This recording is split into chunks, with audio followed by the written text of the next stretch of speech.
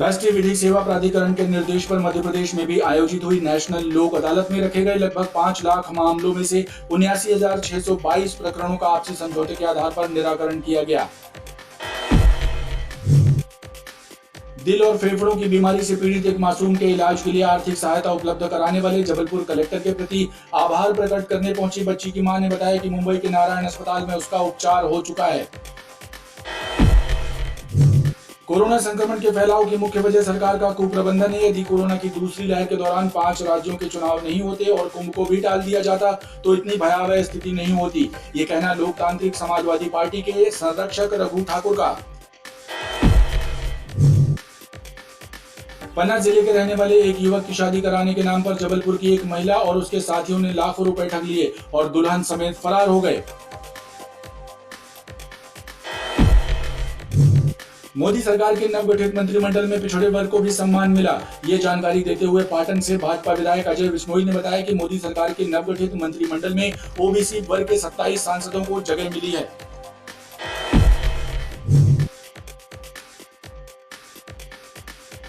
घनसौर निवासी एक महिला को आग से गंभीर रूप से जलने के बाद जबलपुर के निजी अस्पताल में भर्ती करवाया गया। महिला के परिजनों ने ससुराल पक्ष पर गंभीर आरोप लगाए।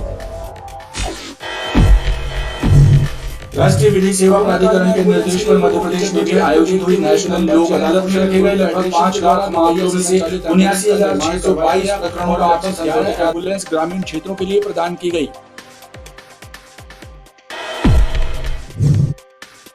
शनिवार को जारी की गई 6,148 कोरोना सैंपलों की रिपोर्ट में 2 व्यक्तियों में कोरोना की पुष्टि हुई, जबकि एक भी व्यक्ति स्वस्थ होकर डिस्चार्ज नहीं किया गया। वहीं 24 घंटे में कोरोना से एक व्यक्ति की मौत हुई है। सिवनी से व्यवहार बाग आई लड्डू गोपाल की चमत्कारी प्रतिमा लोगों की आस्था का केंद्र बनी हुई है। भक्तों की माने तो धातु की बनी ये प्रतिमा चमत्कारी इसलिए है कि ये लड्डू गोपाल पानी और दूध पीते हैं, साथ ही मक्खन मिश्री का भोग भी खाते हैं। आंगनवाड़ी के शासकीय खाद्यान्न की कालाबाजारी करने वाले मुख्य आरोपी आशीष साहू को भी आधारताल पुलिस ने गिरफ्तार कर लिया। वहीं अब सिडाना डेयरी के संचालक गोलू सिडाना की तलाश की जा रही है।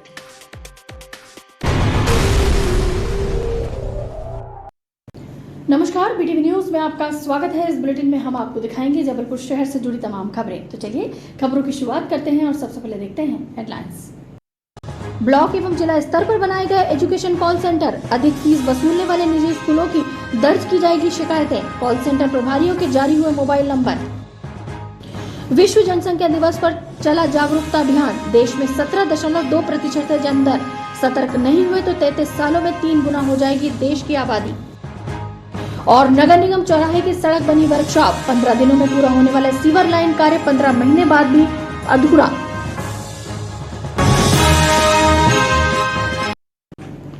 गैर अनुदान प्राप्त अशासकीय स्कूल शैक्षणिक शुल्क के अतिरिक्त कोई शुल्क अभिभावकों से न वसूल कर पाए, इसके लिए जिला शिक्षा अधिकारी ने कॉल सेंटर बनाकर प्रभारियों के मोबाइल नंबर जारी किए हैं। मध्य प्रदेश सरकार के स्कूल शिक्षा विभाग ने स्पष्ट निर्देश जारी किया है कि सत्र 2021-22 में गैर अनुदान प्राप्त अशासकीय स्कूल शैक्षणिक शुल्क के अलावा कोई अतिरिक्त शुल्क वसूल नहीं कर सकते हैं। इस आदेश के परिपालन में एवं जनता की परेशानियों की शिकायत के लिए जिला शिक्षा अधिकारी जीपी सोनी ने ब्लॉक स्तर पर एवं जिला स्तर पर कॉल सेंटर बनाए हैं। इसके लिए बाकायदा कॉल सेंटर प्रभारियों के मोबाइल नंबर जारी किए गए हैं, जिन पर शिकायतों की सुनवाई होगी। आदेश के मुताबिक जिला स्तर पर प्रत्येक शुक्रवार को शिकायतों की समीक्षा की जाएगी। देखिए, निर्देश हम लोगों के क्लियर हैं और वो निर्देश सभी स्कूलों को भी मैंने जो डिस्ट्रिक्ट एजुकेशन ऑफिसर है उनके माध्यम से राइटिंग में पहुंचा दिए गए हैं। एक कॉल सेंटर भी आपने देखा होगा, वो हमने निर्देशित किया था डिस्ट्रिक्ट एजुकेशन ऑफिसर को कि कॉल सेंटर स्थापित किया जाए, जिसको भी उसमें समस्या हैं उनके नंबरों पे वो कॉल कर सकते हैं, या किसी को इसके अलावा भी कोई इश्यूज़ हैं तो वो डिस्ट्रिक्ट एजुकेशन ऑफिस को या मेरे ऑफिस में जो कंट्रोल रूम बना हुआ है वहाँ विद प्रमाण दे सकते हैं। हम लोग उसके हिसाब से आगे की गतिविधियाँ और जाँच और कार्रवाई। हमारा देश जनसंख्या वृद्धि के विस्फोटक दौर से गुजर रहा है। देश में जन्म दर 17.2 है। यदि यही हाल रहा तो 33 वर्षों में देश की जनसंख्या 3 गुना हो जाएगी। लिहाजा जनसंख्या नियंत्रण बेहद जरूरी है ताकि शिक्षा, स्वास्थ्य और भोजन के संसाधन कम न पड़े। 11 जुलाई को विश्व जनसंख्या दिवस मनाया गया। कोविड के प्रोटोकॉल को ध्यान में रखते हुए कोई बड़ा आयोजन तो नहीं हुआ, लेकिन जन जागरूकता के छोटे छोटे अभियान चलाए गए, जिसके तहत गर्भवती महिलाओं एवं हाल ही में माता बनी महिलाओं को जनसंख्या वृद्धि से होने वाले नुकसानों के बारे में बताया गया। विभिन्न प्रकार के छोटे छोटे कार्यक्रम, क्योंकि कोविड का प्रोटोकॉल अभी भी चालू है, तो ऐसे छोटे छोटे कार्यक्रम या ऐसे संचार पद्धतियों के माध्यम से लोगों तक ये संदेश दिया जाए कि जनसंख्या वृद्धि को नियंत्रित रखने के लिए क्या क्या उपाय उपलब्ध हैं, जनसंख्या वृद्धि रोकने से क्या फ़ायदे होने हैं। इसके अलावा जो अनाउंसमेंट आदि के बारे में भी निर्देश दिए गए शासन के, बैनर्स के द्वारा, फ्लैक्स के द्वारा ये संदेश पहुंचाने के निर्देश हैं। प्राप्त आंकड़ों के मुताबिक भारत में जन्म दर 17.2% एवं जबलपुर जिले में जन्म दर 16.4% है, जो चिंताजनक है। देखिए, वर्तमान में हम सभी शायद जानते हैं कि हमारे देश की ही स्थिति यह है कि जनसंख्या विस्फोटक स्थिति में चल रही है। जो जन्म दर अभी चल रही है वो 17.2 है, और यदि इसी रफ्तार से जन्म दर चलती रही तो 33 साल में हमारे देश की जनसंख्या इससे 3 गुनी हो जाएगी। और ऐसी स्थिति में विभिन्न परिस्थितियों से निपटना बड़ा मुश्किल हो जाएगा। विशेष रूप से शिक्षा, स्वास्थ्य और भोजन, इसकी पर्याप्त उपलब्धता नहीं होगी। जो जबलपुर ज़िले का जहाँ तक सवाल है, जबलपुर ज़िले की जो जनसंख्या वर्तमान में है वो करीब 27.5 लाख है, और जन्मदर जो हमारे ज़िले की है वो इस समय 16.4 है। जानकारों का मानना है कि यदि जनसंख्या नियंत्रण पर ध्यान नहीं दिया गया तो आगामी 33 वर्षों में शिक्षा, स्वास्थ्य और भोजन के संसाधन कम पड़ जाएंगे और वह स्थिति बेहद खतरनाक होगी। ये बात प्रत्येक देशवासी की समझ में आ जाए तो अच्छा है। नगर निगम मुख्यालय के सामने की सड़क वर्कशॉप में तब्दील हो गई है। 15 दिनों में पूरा होने वाला सीवर लाइन का कार्य 15 महीनों में भी पूरा नहीं हो पा रहा है, जिसके चलते नगर निगम के इंजीनियरों एवं ठेकेदार कंपनी की लापरवाही चर्चा का विषय बनी हुई है। नगर निगम मुख्यालय के सामने सीवर लाइन का पाइपलाइन बिछाने का कार्य साल भर से चल रहा है, लेकिन पूरा नहीं हो पा रहा है। स्ट्रेचलेस स्टाइल से सड़क की खुदाई कराने का स्मार्ट दावा भी अब अधिकारियों के गले की फांस बन गया है। सीवर लाइन का कार्य देख रहे नगर निगम के नौसिखिए इंजीनियरों और ठेकेदार कंपनी की लापरवाही चर्चा का विषय बनी हुई है। सड़क को कई बार खोदना पड़ रहा है, जिसकी वजह से यातायात प्रभावित हो रहा है। राहगीर भी परेशान है।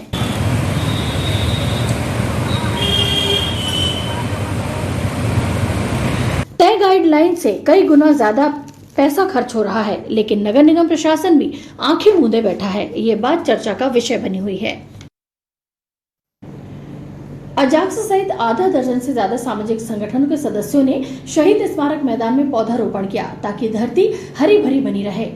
अजाक्स के सदस्यों ने बताया कि बारिश के मौसम में प्रत्येक अवकाश दिवस पर पौधारोपण का अभियान निरंतर जारी रहेगा। अजाक्स सहित कई सामाजिक एवं समाज सेवी संगठनों ने गोल बाजार मैदान में पौधारोपण कर प्रकृति के संरक्षण का संकल्प दोहराया। अजाक्स के सदस्यों ने बताया कि बारिश के मौसम में पड़ने वाले प्रत्येक अवकाश दिवस पर ये अभियान जारी रहेगा। इस अवसर पर धर्म संसद के राष्ट्रीय उपाध्यक्ष राम दुबे का सम्मान भी किया गया। संसद के राष्ट्रीय उपाध्यक्ष बने श्री राम दुबे वरिष्ठ कर्मचारी नेताजी का आज अजाक्स परिवार के द्वारा पुरजोर स्वागत किया गया और इसी तारतम्य में वृक्षारोपण भी किया गया। तो हम हर संडे को यहाँ वृक्षारोपण करते हैं, तो उम्मीद करता हूँ और सभी से अनुरोध भी करता हूँ कि इस अवसर पर यहाँ हर रविवार को पधारें और इस तरह के कार्यक्रम में सम्मिलित हो ताकि पर्यावरण फिर से पुनः अपनी पुरानी स्थिति में पहुँच सके। अभियान के तहत 1000 पौधे लगाने एवं उनकी सुरक्षा सुनिश्चित किए जाना तय है। कभी राम बनकर कभी श्याम बनकर चले आना प्रभु जी चले आना जैसे प्रसिद्ध भजन गाकर अपनी जादुई आवाज का जलवा बिखेरने वाली तृप्ति शाक्या का कहना है कि जबलपुर की प्राकृतिक सुंदरता उन्हें बार बार यहाँ खींच लाती है। पेश है जबलपुर प्रवास के दौरान तृप्ति शाक्या से बीटीवी की विशेष मुलाकात के अंश। कभी राम बन के कभी श्याम बन के चले आना प्रभु जी चले आना। कभी राम बनकर कभी श्याम बनकर एवं राम जी का मंदिर बनेगा धीरे धीरे जैसे कई विश्व प्रसिद्ध भजनों को गाने वाली तृप्ति शाक्या का जबलपुर आगमन हुआ। बीटीवी से चर्चा करते हुए तृप्ति शाक्या ने बताया कि जबलपुर की प्राकृतिक सुंदरता उन्हें बार बार यहाँ खींच लाती है। संस्कारधानी की आबोहवा उन्हें सुकून देती है। जबलपुर अपने आप में ही बहुत ही खूबसूरत शहर मुझे लगता है। बहुत खुला खुला है, बहुत हरा भरा है और सीनिक ब्यूटी के मामले में, नेचुरल ब्यूटी के मामले में जबलपुर बहुत ही मुझे पसंद है। दैनिक भास्कर वालों से मेरा काफ़ी अच्छा स्नेह है पिछले कई सालों से। पारिवारिक सदस्य के रूप में वो मुझे मानते हैं तो बहुत अच्छा लगता है, बहुत खुशी होती है। वर्सेटाइल सिंगर तृप्ति शाक्या ने बताया कि लता मंगेशकर और उषा जी उनकी आइडियल हैं, जिनकी वे बचपन से फैन हैं। मेरे माता पिता कहते हैं कि मैं जब बहुत छोटी थी और रेडियो पे उस वक्त जो भी गाने बजते थे लता जी के या आशा जी के, उनको सुनकर मैं हूबहू गाना शुरू कर देती थी। तो उनको भी ताज्जुब होता था कि ये इतनी छोटी सी उम्र में कोई इतना परफेक्ट कैसे गा सकता है, गाना सुनकर के तुरंत उसको हूबहू कैसे कोई कॉपी करके गा सकता है। क्योंकि उनके लिए आश्चर्य की बात थी, हमारे खानदान में कोई म्यूजिक का बैकग्राउंड नहीं था। तो एक सुरीली आवाज में कोई छोटी सी बच्ची गाए तो ये अपने आप में एक आश्चर्यजनक बात होती है। शमशाद अहमद खान, पंडित विद्याधर मिश्रा और एसके घोष एवं गीता बनर्जी जैसे संगीत गुरुओं से गायकी का हुनर सीखकर दुनिया भर में भारत का नाम रोशन कर रही तृप्ति शाक्या का कहना है कि भजन गायकी से उन्हें दिली सुकून मिलता है। एक भजन तो उनके जीवन की पहचान ही बन चुका है। कभी राम बन के कभी श्याम बन के चले आना, प्रभु जी चले आना। कभी राम बन के कभी श्याम बन के चले आना, प्रभु जी चले आना। राम जी का मंदिर बनेगा धीरे धीरे, राम जी का मंदिर बनेगा धीरे धीरे। सरयू के तीरे, सरयू के तीरे, सरयू के तीरे, सरयू के तीरे, राम जी का मंदिर बनेगा धीरे धीरे, राम जी का मंदिर। लोकगीत और भोजपुरी गानों को गाकर फिल्मी दुनिया में अपनी जादुई आवाज का जलवा बिखेरने वाली तृप्ति शाक्या का कहना है कि लगन और कड़ी मेहनत के जरिए युवा कलाकार अपना मुकाम हासिल कर सकते हैं। सफलता का कोई शॉर्टकट नहीं होता। तृप्ति ने कहा कि कोविड ने सामान्य लोगों की तरह ही कलाकार के जीवन को प्रभावित किया है। ऐसे समय में धैर्य की बहुत जरूरत है। मेरा एक अंतिम सवाल, देश की जो प्रतिभा है संगीत से जुड़ी, उनके लिए आपका क्या संदेश है? मैं सबसे यही कहना चाहूँगी कि देखिए, बिना मेहनत के और बिना कड़ी मेहनत के कभी भी सफलता नहीं हासिल होती है। तो मेहनत तो करनी पड़ेगी। आजकल के कलाकारों में मैं एक हड़बड़ाहट देखती हूँ कि उनको लगता है कि कम से कम समय में वो कितनी ज़्यादा अधिक से अधिक सफलता पा ले, लेकिन ऐसा नहीं है। ऐसा पॉसिबल ही नहीं है कि बिना मेहनत के आपको सफलता मिले। मेहनत तो करनी पड़ेगी। इसलिए संगीत के क्षेत्र में अगर आपको आना है तो संगीत सीखना आवश्यक है। संगीत सीखिए, मेहनत कीजिए, अपने आप में एक आत्मविश्वास रखिए। बीटीवी के लिए कैमरामैन रंजीत साहू के साथ कपिल खनेजा। जिले में शासन स्तर पर मूंग और उड़द की खरीदी का कार्य भी किया जा रहा है। 15 सितंबर तक ये कार्य किया जाएगा। कृषि विभाग से मिली जानकारी के मुताबिक अब तक खरीदी केंद्रों से 55,000 कुंटल मूंग की खरीदी की जा रही है। मूंग और उड़द की खरीदी के लिए जिन किसानों का पंजीयन किया गया था उन्हें समिति स्तर पर जानकारी प्रदान की जा रही है। जिले में शासन स्तर पर किसानों से मूंग और उड़द की खरीदी का कार्य भी किया जा रहा है। जिन किसानों का पंजीयन खरीदी कार्य के लिए किया गया था उन्हें समिति स्तर पर SMS के माध्यम से खरीदी की जानकारी दी जा रही है। जिले में 15 जून से खरीदी कार्य शुरू किया गया था और अब तक 55,000 क्विंटल मूंग की खरीदी शासन स्तर पर की जा चुकी है। जिले में मूल्य स्थिरीकरण योजना के अंतर्गत मूंग और उड़द की खरीदी का कार्य चालू है और ये 15 जून से प्रारंभ हो चुका है और 15 सितंबर तक ये 3 माह इनकी खरीदी की अवधि है। और मूंग और उड़द दोनों खरीदी के पंजीयन जो हुए थे उनका सभी की मैपिंग हो चुकी है और अब उनको जो SMS भेजने की प्रक्रिया है, ये जो समिति स्तर से जो खरीदी केंद्र बने हैं वहाँ के ऑपरेटर के द्वारा ही उनको जो लिस्ट प्राप्त होती है उसके अनुसार वो प्रतिदिन 50 SMS कर रहे हैं और गुणवत्ता युक्त मूंग और उड़द खरीदी के उनको निर्देश हैं क्योंकि नाफेड के द्वारा खरीदी होती है और यदि गुणवत्ता सही नहीं है तो रिजेक्शन होगा, जिसका स्वयं समिति को भुगतान करना होगा। इस कारण से उनको क्लियर कर निर्देश हैं कि जो भी यदि वो माल खरीदते हैं वो गुणवत्ता युक्त ही खरीदी करें।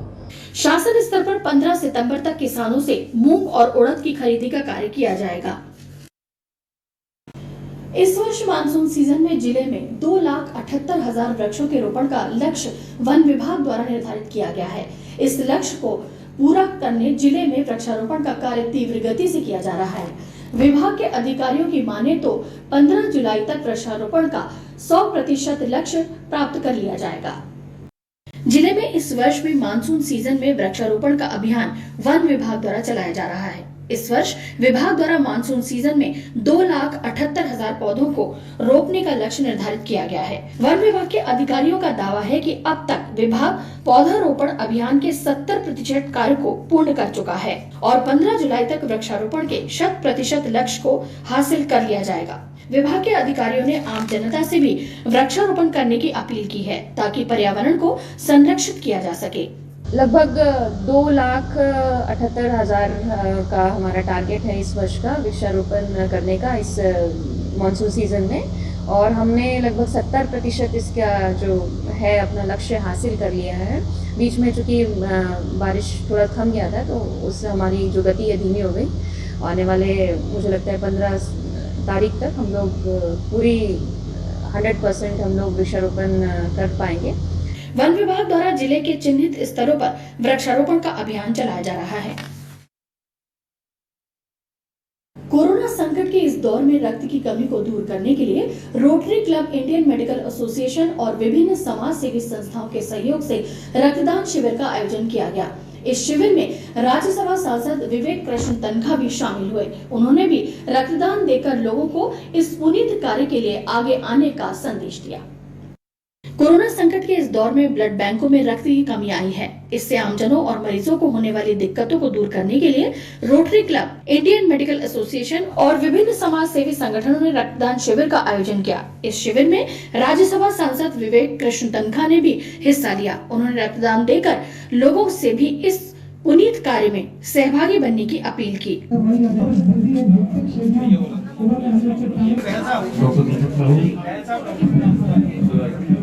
रक्तदान शिविर में युवाओं ने भी बढ़ चढ़कर भाग लिया और पीड़ित मानवता की सेवा के संकल्प के साथ रक्त का दान किया। आज रविवार को यहाँ शुभंकर कॉम्प्लेक्स में राइट टाउन स्टेडियम के पास एक रक्तदान शिविर का आयोजन किया है। IMA के द्वारा किया गया, इंडियन मेडिकल एसोसिएशन, सहेली संस्था के द्वारा, रोटरी क्लब के द्वारा ये शिविर आयोजित किया गया है। इस शिविर की सबसे अच्छी बात ये रही कि जो मुख्य अतिथि रहे हैं इसके श्री विवेक तनखा जी, सीनियर लॉयर हैं, राज्यसभा सदस्य हैं और सुप्रीम कोर्ट में लॉयर हैं। उन्होंने स्वयं भी 65 साल की उम्र में यहाँ रक्तदान किया है, जिससे बहुत से लोग प्रेरित हुए हैं रक्तदान के लिए। अभी तक 18 ब्लड डोनेशन हो चुके हैं। करीब हमारा टारगेट 50 ब्लड डोनेशन का है और अभी रक्त की बहुत कमी है ब्लड बैंकों में। तो इस तरह के रक्तदान शिविर आयोजित होने से कम मरीजों को समय पर पर्याप्त मात्रा में रक्त उपलब्ध हो पा रहा है। आज के इस कोरोना के दौर में जो वैक्सीन के कारण लोग जो रक्त का दान नहीं दे पा रहे और जिन्होंने रक्त की आवश्यकता है, तो हम शहरवासियों से अपील करते हैं और रोटरी क्लब वेस्ट के माध्यम से कि अधिक से अधिक संख्या में लोग आएं और रक्त का दान करें, जिससे ये कमी को दूर कर सके। शिविर को सफल बनाने में IMA के सदस्यों और चिकित्सकों ने महत्वपूर्ण भूमिका निभाई। डुमना रोड पर आर्मी एरिया से लगी सड़क पर तेंदुओं को टक्कर मारने वाले वाहन का वन विभाग को अब तक कोई सुराग नहीं मिला है। हालांकि तेंदुओं को टक्कर मारने वाले वाहन की पतासाजी और घटना की जांच के लिए वन विभाग अलग अलग टीमें बनाकर मामले की जांच करने का दावा कर रहा है। वन विभाग ने डुमना रोड पर स्पीड ब्रेकर और स्पीड गवर्नर लगाने की बात नगर निगम प्रशासन से भी कही है। डुमना रोड पर नेहरा कंपनी के पास सड़क पर 1 वर्ष के तेंदुए को वाहन से टक्कर मारकर फरार हुए चालक और वाहन का अब तक कोई सुराग नहीं मिला है। हालांकि वन विभाग के अधिकारी मामले को गंभीरता से जांच करने और वाहन का पता लगाने के लिए अलग अलग टीमों का गठन करने का दावा कर रहे हैं। वन विभाग ने डुमना रोड पर लगे CCTV कैमरों की जांच भी की, लेकिन कोई सुराग नहीं मिला। वन विभाग के अधिकारियों का कहना है कि डुमना का ज्यादातर हिस्सा आर्मी और सुरक्षा संस्थानों के हिस्से में आता है और कुछ हिस्सा नगर निगम के पास भी है। ऐसे में नगर निगम से स्पीड ब्रेकर और स्पीड गवर्नर लगाने की बात कही गई है। डुमना और उसके आसपास रिहायशी कॉलोनियां, गांव और कई संस्थान भी हैं। ऐसे में वन्य प्राणियों की सुरक्षा के लिए उचित कदम उठाने के प्रयास शुरू कर दिए गए हैं। हत्या के प्रयास और मारपीट के 2 प्रकरणों में फरार इनामी आरोपी फरारी के दौरान अमरकंटक में भिक्षावृत्ति कर रहा था। फरार आरोपी को गोरखपुर पुलिस ने ग्वारीघाट क्षेत्र से गिरफ्तार किया। पुलिस ने जब उससे पूछताछ की तो इस बात का खुलासा हुआ। पुलिस ने दोनों प्रकरणों में आरोपी की गिरफ्तारी की है। उसकी गिरफ्तारी पर 7,000 रुपए का इनाम घोषित था। गोहलपुर थाना क्षेत्र छोटा फुहारा के पास एक नगर निगम कर्मचारी से मारपीट और बधैया मोहल्ला में एक डेयरी संचालक पर चाकू से प्राणघातक हमला करके फरार हुए इनामी आरोपी नीलू उर्फ नीलेश गोस्वामी को गोहलपुर पुलिस ने गिरफ्तार किया है।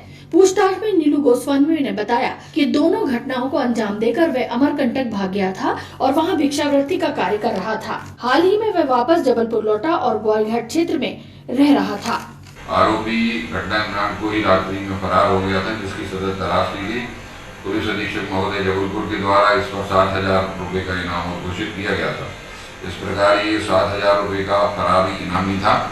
क्राइम ब्रांच की और थाना गोहलपुर की संयुक्त टीम के द्वारा रात में इसे गिरफ्तार किया गया है। आज इसे माननीय न्यायालय में पेश किया जा रहा है। पुलिस ने दोनों प्रकरणों में उसकी गिरफ्तारी की है और उससे घटना में उपयोग किया गया चाकू भी बरामद किया है।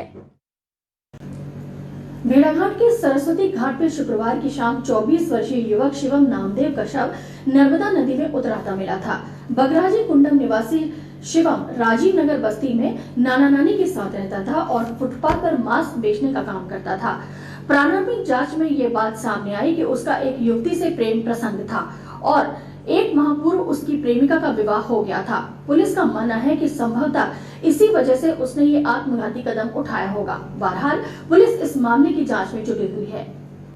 भेड़ाघाट के सरस्वती घाट में 24 वर्षीय युवक शिवम नामदेव का शव नर्मदा नदी में मिलने के मामले की पड़ताल में चौंकाने वाले तथ्य सामने आ रहे हैं। शुक्रवार की शाम भेड़ाघाट पुलिस ने शिवम का शव बरामद किया था। शिवम राजीव नगर में 2 वर्ष से अपने नाना नानी के पास रहता था और फुटपाथ पर मांस बेचने का काम करता था। पुलिस को पूछताछ में पता चला कि उसका एक युवती से प्रेम प्रसंग था। 1 माह पहले उसकी प्रेमिका का विवाह हो गया था और प्रेमिका की शादी के बाद से वह परेशान रहने लगा था। बताया जाता है कि शिवम नाना नानी को कुंडम बगराजी जाने की बात कहकर घर से निकला था और वह लापता हो गया था। शुक्रवार की शाम शिवम का शव पुलिस ने बरामद किया और घड़ी व मोबाइल के आधार पर उसकी शिनाख्त कर परिजनों को घटना की जानकारी दी थी। फिलहाल पुलिस मामले को आत्महत्या का मामला मानकर जांच कर रही है। शिवम के शव का पोस्टमार्टम कराकर शव परिजनों के हवाले कर दिया गया है।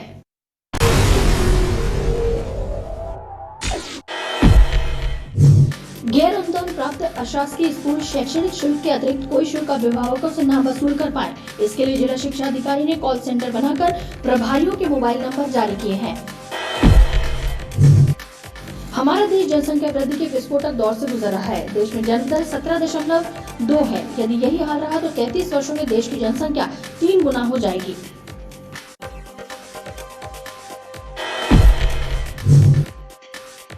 नगर निगम मुख्यालय के सामने की सड़क वर्कशॉप में तब्दील हो गई है। 15 दिनों में पूरा होने वाला सीवर लाइन का कार्य 15 महीनों में भी पूरा नहीं हो पा रहा है।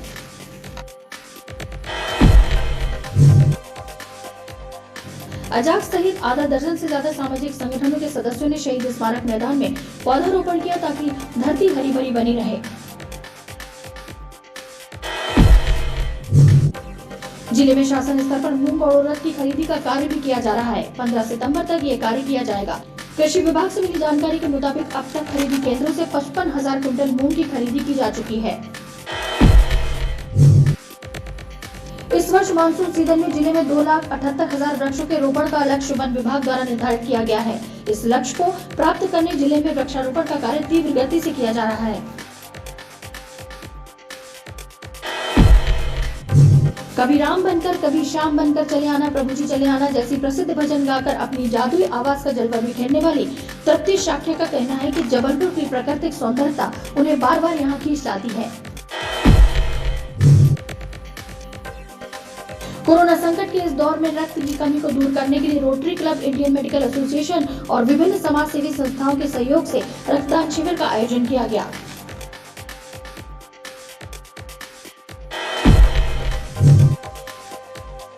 डुमरांव रोड पर आर्मी एरिया से लगी सड़क पर तेंदुओं को टक्कर मारने वाले वाहन का वन विभाग को अब तक कोई सुराग नहीं मिला है।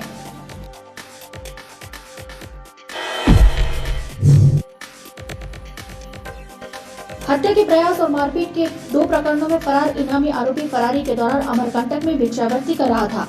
फरार आरोपी को गोहलपुर पुलिस ने गौरीगंज क्षेत्र से गिरफ्तार किया।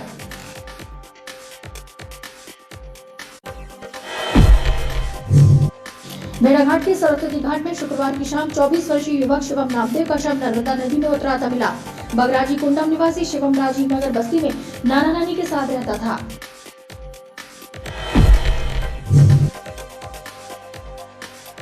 कोविड का विपरीत असर जन कल्याणकारी योजनाओं पर भी पड़ रहा है। आनंदम जैसी योजना भी इससे अछूती नहीं है, जहां दानदाताओं द्वारा दिए जा रहे वस्त्रों को भी जरूरतमंद स्वीकार नहीं कर रहे हैं।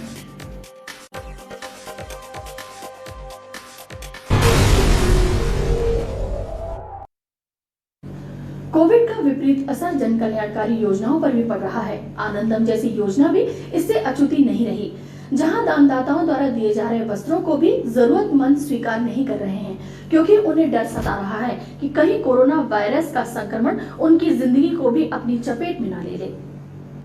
लोकतांत्रिक समाजवादी पार्टी के संरक्षक रघु ठाकुर ने नगर प्रवास के दौरान मीडिया से चर्चा करते हुए कोरोना महामारी को लेकर केंद्र सरकार पर जमकर निशाना साधा। उन्होंने कहा कि कोरोना से हुई मौतों को लेकर गलत बयानबाजी की जा रही है, वहीं सरकार कोरोना नियंत्रण करने में पूरी तरह नाकाम रही है।